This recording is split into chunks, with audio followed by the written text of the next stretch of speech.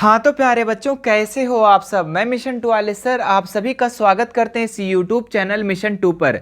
तो आज हम कक्षा 9वीं का, जी हाँ क्लास 9th का सामाजिक विज्ञान सोशल साइंस के मॉडल पेपर, जी हाँ इस मॉडल पेपर में हम आप लोगों को 40 most very very important objective सवालों को इस वीडियो में करवाने वाले हैं, जो आपके बोर्ड परीक्षा के लिए काफ़ी ज़्यादा महत्वपूर्ण है। तो यदि मेरे प्यारे बच्चों आप झारखंड बोर्ड से और अपना एग्जाम 2025 में देने वाले हो तो ये वीडियो आप लोगों के लिए बहुत ही ज्यादा महत्वपूर्ण है।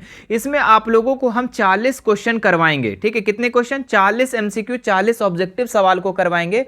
आप लोग देखना इस 40 में से कितना आंसर कर पाते हो। ये जो आप लोगों का मॉडल पेपर है बच्चों, पीवाईक्यू मॉडल पेपर है, तो काफी ज्यादा आप लोगों के एग्जाम के लिए काफी ज्यादा महत्वपूर्ण है। तो आइए सभी प्रश्नों को एक एक करके देखते हैं। देखिए इसमें 40 जो क्वेश्चन होगा वो किस रूप में होगा। देखो इसका इंस्ट्रक्शन भी पढ़ लो। जो सामान्य निर्देश होता है ना, देखिए परीक्षार्थी यथासंभव अपने शब्दों में उत्तर दें, है ना। सभी प्रश्न बहुविकल्पीय होंगे, ये क्या होंगे? ऑब्जेक्टिव होंगे, और सभी प्रश्नों का उत्तर देना अनिवार्य है। यानी कि 40 प्रश्न पूछा जाएगा और 40 का उत्तर देना आप लोगों को टिक करना जरूरी है। ठीक है, इसमें 4 खंड है, यानी इतिहास, भूगोल, नागरिक शास्त्र और अर्थशास्त्र, सभी से, है ना। इतिहास से 10 अंक का प्रश्न पूछा जाएगा, भूगोल से 10 अंक का, नागरिक शास्त्र से 10 अंक का और अर्थशास्त्र से, इकोनॉमिक्स से 10 अंक का। टोटल जो होगा 40 क्वेश्चन होगा बच्चों। तो आप लोग एकदम ध्यान से इस वीडियो को देखना और अच्छे से समझने का प्रयास करना और अच्छे से याद भी कर लेना। देखिए इसका जो सबसे पहला क्वेश्चन है, काफी ज्यादा महत्वपूर्ण सवाल है, कई बार आपके एग्जाम में पूछा गया है। देखिए विश्व का सबसे बड़ा शेयर बाजार कौन है? ठीक है, जेनेवा, वॉल स्ट्रीट, संघाई, इनमें से कोई नहीं। तो विश्व का, है ना, वर्ल्ड का सबसे बड़ा जो शेयर मार्केट है बच्चों वो कौन सा है? तो ये वॉल स्ट्रीट है। ठीक है, कौन सा है? Wall street. याद रखेगा कि विश्व का सबसे बड़ा जो शेयर बाजार है ये वॉल स्ट्रीट है। और ये कहां पर स्थित है? तो आप याद रखेंगे न्यूयॉर्क में है। ठीक है, कहां पर है? ये न्यूयॉर्क में है, ये भी आप याद रखेंगे। चलिए आगे बढ़ते हैं दूसरा नंबर सवाल पे, कि रूस के शासक को क्या कहा जाता है? सम्राट, जार, पुतिन, शक। तो रूस के शासक को क्या कहा जाता है? तो रूस के शासक का जो कहा जाता था वो जार कहा जाता था। क्या कहा जाता था? जार कहा जाता था। याद रखेंगे कि रूस के शासक को जार कहा जाता था। तीसरा नंबर सवाल देखेंगे, जैकोबिन क्लब का नेता कौन था? Who was the leader of Jacobin club, है ना। तो जैकोबिन क्लब का नेता कौन था, वहां का लीडर कौन था? रूसो था, मैक्सिमिलियन रॉबेस्पियर, लेनिन, नेपोलियन। ठीक है, तो जैकोबिन क्लब का जो नेता था वो मैक्सिमिलियन रॉबेस्पियर था, यानी ऑप्शन नंबर 20 का राइट हो जाएगा। ठीक है, याद रखेंगे जैकोबिन क्लब का नेता कौन था? तो मैक्सिमिलियन रॉबेस्पियर, है ना। आगे देखते हैं, बहुत जगह मैक्सिमिलियन नहीं लिखा रहता है, जो रॉबेस्पियर रहता है, तो आप भी उसका आंसर भी कर सकते हो। 4 नंबर सवाल देखेंगे क्या दिया है, प्रथम विश्व युद्ध कब तक हुआ? ठीक है, कब हुआ? प्रथम विश्व युद्ध कब हुआ? तो प्रथम विश्व युद्ध जो हुआ था बच्चों, पूरा विश्व 2 भागों में बट गया था, और ये जो हुआ था 1914 से लेके 1918 तक हुआ था। ठीक है, 1914 से 1918 तक। 1914 जो में स्टार्ट हुआ था, 28 जुलाई को स्टार्ट हुआ था। कब हुआ था? 28 जुलाई को। और कब तक? 11 नवंबर तक। 1918 के 11 नवंबर तक ये युद्ध चला था, ये प्रथम विश्व युद्ध। तो याद रखेंगे आप। तो यहाँ पे कब हुआ था? तो ये आपका लिख सकते हैं 28 जुलाई 1914, है ना। कब हुआ? 28 जुलाई 1914। तो यहाँ पे अगर ऑप्शन के हिसाब से देखें तो देखिए जुलाई 1914 ऑप्शन नंबर 4 में है, तो ऑप्शन नंबर 4 इसका राइट हो जाएगा। देखिए इतिहास है बाबू, थोड़ा सा आगे पीछे ये में डेट में हो सकता है। तो देखो जुलाई 1914 है, तो जुलाई 1914 हो जाएगा ऑप्शन नंबर डी। हो सकता है ये मिसप्रिंट भी हो सकता है ना, मिसप्रिंट भी हो सकता है। चलिए आगे बढ़ते हैं हम लोग। नेक्स्ट सवाल देखते हैं, रविंद्रनाथ टैगोर किस वर्ष रूस की यात्रा पर गए थे? तो 1925 में, 1927 में, 1930 में, 1935 में। तो रविंद्रनाथ जो टैगोर जो थे ये रूस की यात्रा पर कब गए थे बच्चों? तो ये गए थे 1930 ईस्वी में। याद रखेंगे ऑप्शन नंबर सी इसका राइट हो जाएगा।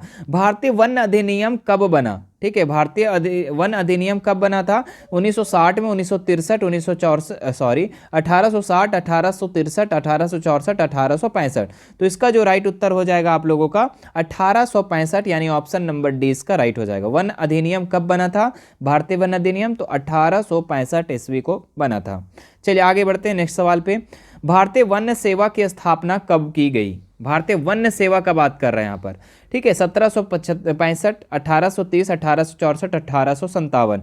तो इसका जो राइट उत्तर हो जाएगा आप लोग का 1864 को। देखो दोनों में थोड़ा सा अंतर है, ठीक है, एक 1865 में हुआ था, ठीक है, और एक 64 में। तो भारतीय वन्य सेवा की स्थापना जब बोलेगा तो 1864 बोलना, और अगर बोला कि भारतीय वन अधिनियम कब बना तो ये 1865 बना। तो दोनों में से थोड़ा सा अंतर है, ठीक है, यहाँ पे भी वन है, यहाँ पे भी वन है। बस अधिनियम बोलेगा तो आपको यहाँ पे बोल देना 1865, और वन्य सेवा का बात करेगा, सेवा का स्थापना, तो ये 1864 को, ठीक है। बस थोड़ा सा डिफरेंस है, इससे आप गलती मत करना मेरे डियर, ठीक है। आप गलती करोगे तो मुझे खराब लगेगा, बहुत खराब लगेगा कि इतना सा बेसिक में आप गलती कर रहे हो। चलो आगे देखते हैं। वाणिज्यिक अथवा नगदी फसल क्या है, ठीक है। वाणिज्यिक अथवा नगदी फसल है, जूट है, कपास है, गन्ना है, उपरोक्त सभी। तो इसका राइट आंसर हो जाएगा आपका उपरोक्त सभी, है ना। ये नगदी फसल यही सब है, जूट है, कपास है, गन्ना है, ये सब क्या है, नगदी फसल है।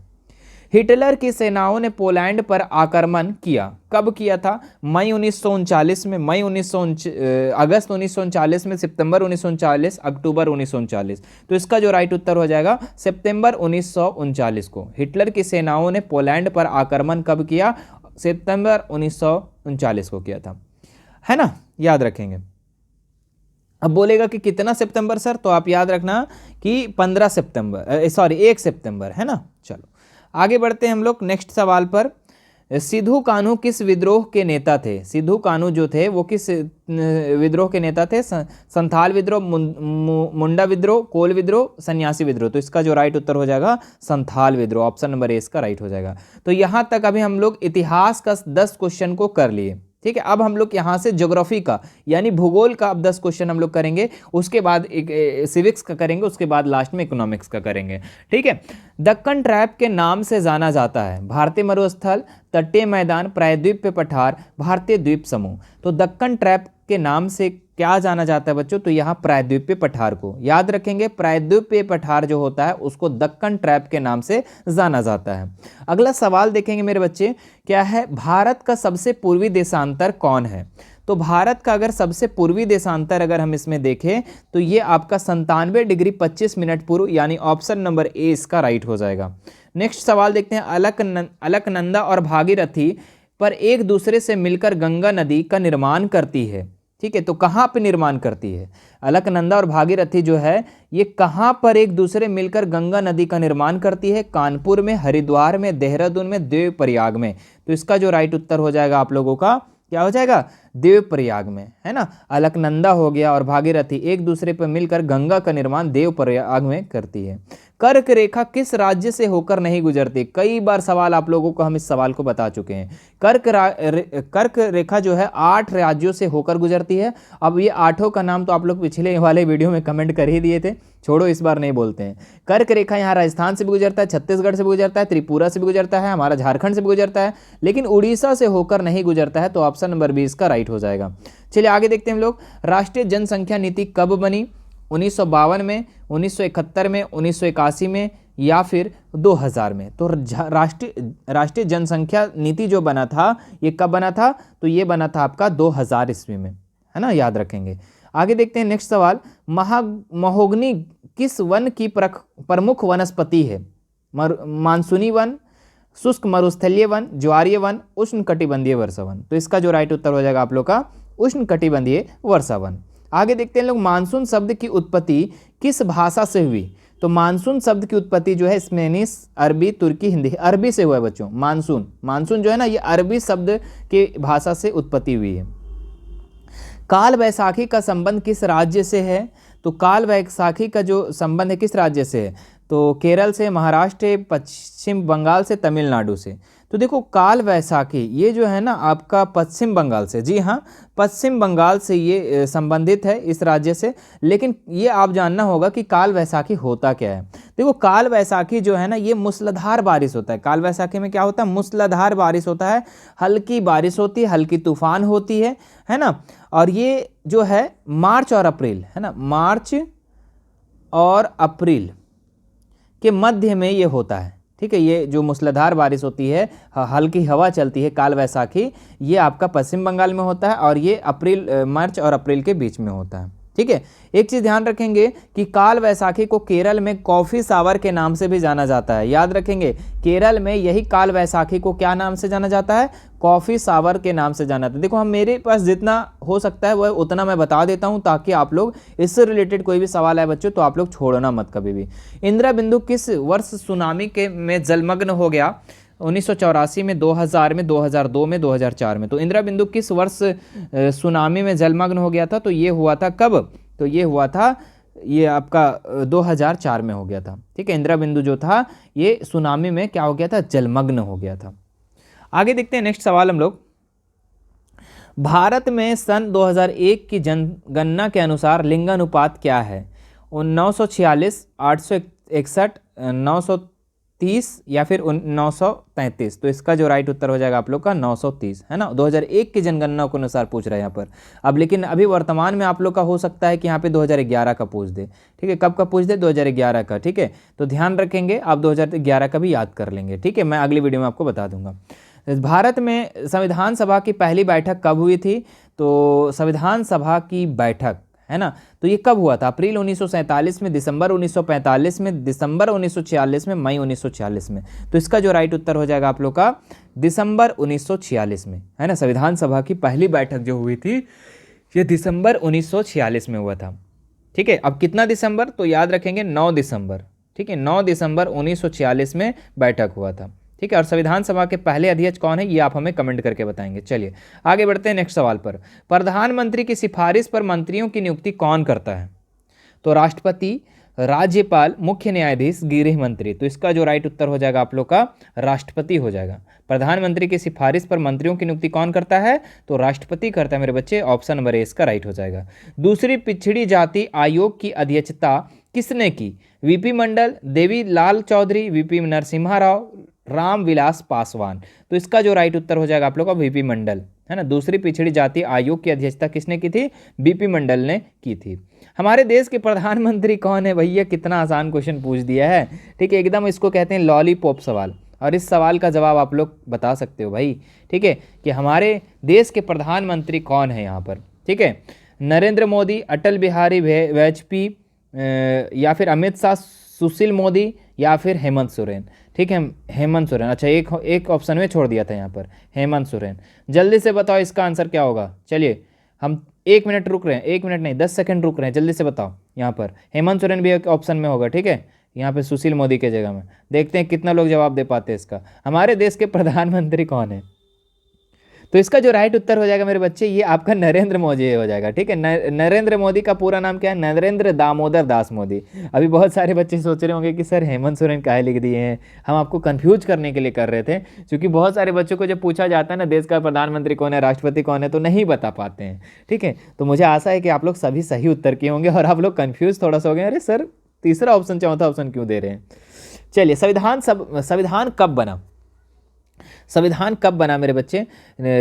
26 जनवरी 1946, 26 जनवरी 1950, 26 नवंबर 1950, 26 नवंबर 1949। तो इसका जो राइट उत्तर हो जाएगा आप लोग का 25 नंबर का क्या हो जाएगा? 26 नवंबर 1949 को। संविधान जो बना था बच्चों ये नवंबर में बना था, 26 नवंबर 1949। लेकिन अगर यही बात कर दे संविधान लागू कब हुआ था, अगर सवाल आ जाए संविधान लागू कब हुआ था, तो आप याद रखेंगे 26 जनवरी, जस्ट 2 मंथ बाद 1950 में, है ना। 49 था, 50 हो गया। नवंबर में बना लेकिन लागू कब हुआ? तो 26 जनवरी 1950 को हुआ था। तो दोनों को आप अच्छे से याद रखेंगे। अब एक सवाल आप लोग कमेंट करके बताएंगे कि संविधान बनने में कितना समय लगा था? कितना समय संविधान बनने में कितना समय लगा था, ये जल्दी से आप हमें कमेंट करके बताएंगे। चलिए आगे बढ़ते हैं नेक्स्ट सवाल पर हम लोग। भारतीय नागरिकों के अधिकार व स्वतंत्रता रक्षक कौन है? कार्यपालिका, विधानपालिका, न्यायपालिका, संयुक्त राष्ट्र संघ। तो इसका जो राइट उत्तर हो जाएगा न्यायपालिका। ऑप्शन नंबर सी इसका राइट हो जाएगा। आगे बढ़ते हम लोग। पालमपुर में कृषि खेती पर कितने प्रतिशत लोग आश्रित हैं? ठीक है, तो 26%, 40%, 75%, 90%। ठीक है, तो यहाँ पे अगर देखें तो 75% जो है बच्चों, ये पालमपुर में जो है कृषि पे, खेती पे, किसानी पे लोग आश्रित थे, डिपेंड थे। किस पे? कृषि पे। और लगभग 75% लोग, यानी कि 100 में से 75 लोग सिर्फ का सिर्फ क्या है, कृषि पे डिपेंड थे। एक देश की श्रम शक्ति कितनी है? 15 से 80 नहीं, 15 से 75 नहीं, 15 से 59, हाँ ये सही है, 15 से 59 वर्ष ये श्रम शक्ति है एक देश की। तो ऑप्शन नंबर सी इसका राइट हो जाएगा। चलिए आगे बढ़ते हैं। हरित क्रांति क्या है? किसान, कृषि में विकास, दूध में विकास, उद्योग में विकास, इनमें से सभी। तो हरित क्रांति कृषि में विकास, यानी ऑप्शन नंबर ए इसका राइट हो जाएगा। दूध में वृद्धि, इस क्रांति का क्या नाम था ये जल्दी से हमें बताएंगे आप लोग कमेंट करके। मत्स्य पालन, इसको हम लोग क्या कहते हैं ये भी आप लोग बताएंगे। ठीक है, चलिए। जिस शासन प्रणाली में अंतिम निर्णय लेने की शक्ति लोगों के चुने हुए प्रतिनिधित्व के पास होती है उसे क्या कहते हैं? अधिनायक यंत्र, लोकतंत्र, राजतंत्र, कुलीन तंत्र। तो जिस शासन प्रणाली में अंतिम निर्णय लेने की जो शक्ति लोगों के पास होता है कि सरकार किसे बनाया जाए, किसे सरकार से गिराया जाए, ये किसका हक होता है भाई? ये लोकतंत्र में होता है। ये ऑप्शन नंबर 20 का राइट हो जाएगा। आगे बढ़ते हैं। अब यहाँ तक हम लोगों ने सिविक्स तक का पूरा, और अच्छा इकोनॉमिक्स का भी कुछ सवाल कर लिए। अब यहाँ से हम लोग कुछ सवाल को और भी करेंगे, जो कि 10 सवाल और बचा हुआ है यहाँ पर। और उससे पहले मेरे बच्चे 10 सवाल से पहले अगर हमारे चैनल पे फर्स्ट बार आए हो तो चैनल को एक बार सब्सक्राइब ज़रूर कर लेंगे आप लोग। ठीक है, और बेल आइकन बटन यहाँ पे दिखेगा एक ठो, उसको भी दबा लेना ताकि हमारी जैसे ही वीडियो आए आपके पास नोटिफिकेशन चला जाए। और मेरे प्यारे बच्चों, आपको अगर 2025 की तैयारी करना है, मैं पिछले बार 2024 में बता देता हूं कि 2024 में हमने लगभग 7 सेट, आप हमारा प्लेलिस्ट अभी भी जाकर चेकआउट कर सकते हैं हमारा यूट्यूब पर। ठीक है, 7 सेट हमने 2024 बैच वाले जो थे उनको हमने करवाया था। और इस बार 2025 में हम लोगों ने टारगेट किया है 8 से 10 मॉडल पेपर आप लोगों को हम करवाएंगे। एक जो आपके ऑफिशियल मॉडल पेपर आएंगे वो करवा देंगे, और उसके साथ साथ मिशन 2 के तरफ से आप लोगों को 8 से 10 मॉडल पेपर और करवाए जाएंगे, जिससे आपकी तैयारी बेहतर से बेहतरीन हो जाएगा। ठीक है, जिस तरीके से आपके बच्चे जो आपके सीनियर बैच के लोग थे जो 2024 में अपना 9th का एग्जाम दिए थे और अभी 2025 में अपना 10th का एग्जाम देने वाले हैं, उन लोगों की हम 9th बहुत अच्छे से तैयारी करवाते। एक बार पूछ लेना आप लोग उसका, और एक बार पिछला वाला वीडियो आप देख लेना, हमारा फीडबैक देख लेना जाकर यूट्यूब पर। ठीक है, कितने लोग उससे अच्छा नंबर लाए थे। हमारे पास तो पूरा मैसेज से मैसेज भर गया था, एकदम पूरा का मैसेज से मैसेज भर गया था। एक बार आप लोग पिछले वीडियो को भी आप देख लेंगे और हमारा शॉर्ट वीडियो भी देख लेंगे, बच्चे कितना ज़्यादा खुश थे इस 9th क्लास में अपना अच्छा ग्रेड को प्राप्त करके। तो आप भी अगर करना चाहते हो तो एक बार बोलना कि सर हमें भी तैयारी करना है 2025 का। ये जल्दी से आप लोग कमेंट करना, सभी का वहाँ पे आना चाहिए। क्लास 9th है ना, ऐसा लिखना, देखो कमेंट में ऐसा लिखना, क्लास 9th 2025, ये जरूर लिख देना। इतना लिखोगे मैं समझ जाऊंगा कि बच्चे हाँ तैयारी करना चाहते हैं, तो मैं आप लोगों को करवाएंगा, है ना। कोई नहीं करवाएगा, हम करवाएंगे आपको तैयारी। चलिए आगे आते हैं हम लोग 31 नंबर सवाल पे। वह देश जहां सन 1958-61 के दौरान पड़ा अकाल विश्व इतिहास का सबसे भयावह अकाल था। नेपाल, चीन, भारत, पाकिस्तान। तो इसका जो राइट उत्तर हो जाएगा आप लोग का क्या हो जाएगा? चीन हो जाएगा, ऑप्शन नंबर बी, है ना। 1958 और 61 के दौरान जो अकाल पड़ा था विश्व का इतिहास का सबसे खतरनाक अकाल था बच्चों, और ये कहाँ पर पड़ा था? तो ये चीन में पड़ा था। आगे देखते हैं हम लोग। वर्ष 2011 में भारत में निर्धन लोग कितने थे? तो 15 करोड़, 25 करोड़, 27 करोड़, 37 करोड़। तो इसका जो राइट उत्तर हो जाएगा आप लोग का 27 करोड़, ऑप्शन नंबर सी। हरित क्रांति की शुरुआत कब की गई?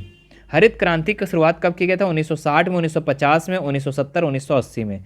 तो हरित क्रांति का जो शुरुआत हुआ था ये कब हुआ था? तो ये हुआ था आप लोगों का 1960 में। ठीक है, और हरित क्रांति का जनक, इसका संस्थापक का क्या नाम था ये आप हमें कमेंट करके बताएंगे। ठीक है, चलो मैं ही बता देता हूँ, MS स्वामीनाथन। ठीक है, MS स्वामीनाथन, याद रखेंगे। ठीक है, याद रखेंगे। हरित क्रांति का जनक बोला जाए या हरित क्रांति का स्थापना किसने किया था, तो ये आप लोग याद रखेंगे, MS स्वामीनाथन। आगे देखते हैं हम लोग 34 नंबर सवाल। रायगंज पालमपुर से कितनी दूरी पर है? ठीक है, 3 किलोमीटर, 10 किलोमीटर, 30 किलोमीटर, 5 किलोमीटर। तो इसका जो राइट उत्तर हो जाएगा आप लोग का 3 किलोमीटर, ऑप्शन नंबर ए। आगे बढ़ते हैं मेरे बच्चों। जिन देशों ने शिक्षा और स्वास्थ्य के क्षेत्र में निवेश किया वे कैसे देश बने? तो क्रांतिकारी, विकसित, परोपकारी, अविकसित। भाई तो जिस देश शिक्षा पर खर्चा करेगा, स्वास्थ्य पर करेगा, तो वो कैसा देश बनेगा? तो वो विकसित देश बनेगा, ना कि वो क्रांतिकारी बनेगा लड़ाई झगड़ा वाला, ना कि वो अविकसित बनेगा, ना वो परोपकारी बनेगा। जो जिस देश में, देखो ध्यान देना, जिस देश में सरकार शिक्षा और स्वास्थ्य पे खर्चा करती है तो वो जो देश है वो विकसित बनता है। लेकिन हमारे देश में कुछ कास्ट लेकर, धर्म को लेकर के बात छेड़ा जाता है, जो कि गलत है। शिक्षा और स्वास्थ्य पे खर्चा करनी चाहिए, ठीक है, तब हम आपका देश जो है विकसित की तरफ जाएगा। आगे बढ़ते हैं मेरे बच्चे, नेक्स्ट सवाल, ठीक है। भारत में स्वीकृत आवश्यकता नगरीय क्षेत्रों में कितनी है? 2100 कैलोरी, 2000 कैलोरी, 2400 कैलोरी, 2500 कैलोरी। तो इसका जो राइट उत्तर हो जाएगा आप लोग का 2100 कैलोरी, है ना। चलो अब 4 सवाल और बचे हैं, जल्दी जल्दी कर लेते हैं हम लोग। भारत में सूचना प्रौद्योगिकी में क्रांति किसके महत्व को रेखांकित करता है? मशीन को, उत्पादक को, मानव पूंजी को, प्रशिक्षण को। तो इसका जो राइट होता जाएगा प्रशिक्षण को। प्रशिक्षण मतलब होता है ट्रेनिंग, है ना। क्या होता है? ट्रेनिंग होता है, ठीक है। भारत में सूचना प्रौद्योगिकी में क्रांति किसके महत्व को रेखांकित करता है? तो ये प्रशिक्षण के कारण, ट्रेनिंग के कारण। तो जो देखो ट्रेनिंग बहुत ही ज़्यादा रोल रखता है बच्चों। ट्रेनिंग, चाहे आप कोई भी कार्य अगर करते हो, कोई भी कार्य करते हो, आपको अगर ट्रेनिंग दिया जाता है तो आप उस कार्य को बहुत ही बेहतरीन तरीके से कर सकते हो। लेकिन जिनको ट्रेनिंग नहीं है, जैसे मान लो कि कोई एक टीचर है, ठीक है, टीचर है, और टीचर को कोई ट्रेनिंग नहीं दिया गया है कि पढ़ाना कैसे, बच्चों में आत्मविश्वास कैसे पैदा करना है, तर्क वितर्क करने की शक्ति को कैसे डेवलप करना है, बच्चों की मानसिक क्षमता को डेवलप कैसे करना है, शारीरिक क्षमता को कैसे डेवलप करना है, ठीक है। तो एक टीचर को जब ट्रेनिंग दिया जाता है बच्चों, तो वो उस चीज़ को समझता है। लेकिन कुछ लोग जो है उस ट्रेनिंग बिना ट्रेनिंग दिए हुए क्या करते हैं? वो पढ़ाते हैं। बिना ट्रेनिंग दिए हुए वो क्या करते हैं? पढ़ाते हैं। तो वो सही तरीके से नहीं पढ़ा सकते हैं। वो अभी भी आपको बहुत सारे चैनल पे आप लोगों को मिल जाएंगे जो कि क्लास 10th में बच्चे, क्लास 9th में है, क्लास 12th में है, और वो पढ़ाना स्टार्ट कर दिए हैं। भाई कैसे? अरे आप ट्रेनिंग तो कर लो पहले, उसके बाद पढ़ाना स्टार्ट करना ना, ठीक है। तो बात यहाँ पे नहीं समझते हैं। चलो आगे बढ़ते हैं। तो ट्रेनिंग बहुत ही ज़्यादा रोल अदा करता है बच्चों। अब सोचो ना कि आपको एक काम दे दिया गया है, आप कर पाओगे? नहीं कर पाओगे। लेकिन आप एक बार उस काम को पहले से कर चुके हो, एक बार उसके बारे में जान चुके हो, उसका ट्रेनिंग हो चुका है, आप उसको 2-4 बार कर चुके हो, तो आप कभी धक चुकाओगे नहीं। जैसे मेरे बच्चे, आपको अगर बैंक हम भेज दें और बोलेंगे बैंक से पैसा लेके आओ, तो जो बच्चा बैंक कभी नहीं गया था, कभी नहीं गया, वो बैंक में पैसा निकालने के लिए कंफ्यूज कर जाएगा। वहाँ पर बैंक से पैसा निकालने में लिए कंफ्यूज कर जाएगा, नहीं निकाल पाएगा, वो डरेगा, आधा डरेगा, हेजिटेशन होगा उसको। लेकिन जो बच्चा 3 से 4 बार अगर चला गया है, उसको प्रैक्टिस हो गया है, वो बार बार उस कार्य को कर लिया है, तो उसको कभी दिक्कत नहीं होगा, है ना। चलो आगे बढ़ते हैं हम लोग। पालमपुर में विभिन्न जातियों के कितने परिवार रहते हैं? तो 450, 350, 250, 650। तो इसका जो राइट उत्तर हो जाएगा मेरे बच्चे, क्या हो जाएगा? 450 हो जाएगा। पालमपुर में विभिन्न जातियों के कितने परिवार रहते हैं? 450 परिवार रहते हैं। गिरफ्तारी किए गए, हिरासत में लिए गए किसी विषय को कितनी अवधि के अंदर निकट मजिस्ट्रेट के सामने प्रस्तुत करना चाहिए? एकदम मेरे बच्चे 24 घंटे अंदर प्रस्तुत करना है। अगर गिरफ्तार किया गया कोई या हिरासत में लिया गया कोई व्यक्ति है, तो उसको 24 घंटा में उसको मजिस्ट्रेट के सामने प्रस्तुत करना होता है ना, याद रखेंगे। आगे बढ़ते, सरकार का प्रमुख कौन होता है? तो प्रधानमंत्री, राज्यपाल, राष्ट्रपति, मुख्य न्यायाधीश। तो सरकार का जो प्रमुख होता है ये प्रधानमंत्री होता है। तो ये था बच्चों आप लोग को 1 से लेकर 40 तक का हमने क्वेश्चन करवा दिया। मुझे आशा है कि आपको ये वीडियो पसंद आए इस वीडियो को लाइक कर देंगे और इस वीडियो को ज़्यादा से ज़्यादा शेयर करेंगे। देखो शेयर करने के लिए आप लोग भूलेंगे नहीं, है ना। इस वीडियो को अगर आप देख लिए हैं तो कम से कम शेयर करो। जितने बच्चे क्लास 9th के इसको व्यूज़ करेंगे, जितने बच्चे देखेंगे, तो मुझे लगेगा कि नहीं बच्चे पढ़ना चाहते हैं, तब हम आपको 2025 की तैयारी फिर करवाना शुरू कर देंगे। तो इसलिए आपको शेयर करने में कमी नहीं करना। ऐसा नहीं सोचना है कि सिर्फ हम पढ़ेंगे और बाकी लोग जय भाड़ में, तो ऐसा नहीं सोचना है, ठीक है। आपको शेयर करना है, मतलब पुण्य काम करो तो आपको भी पुण्य मिलेगा, ठीक है। तो थोड़ा सा इस चीज़ का आप लोग ध्यान देंगे। 9th के बच्चों को ज़्यादा से ज़्यादा इस वीडियो को शेयर करेंगे। चलिए फिर मिलते हैं नेक्स्ट वीडियो में। Thanks so much.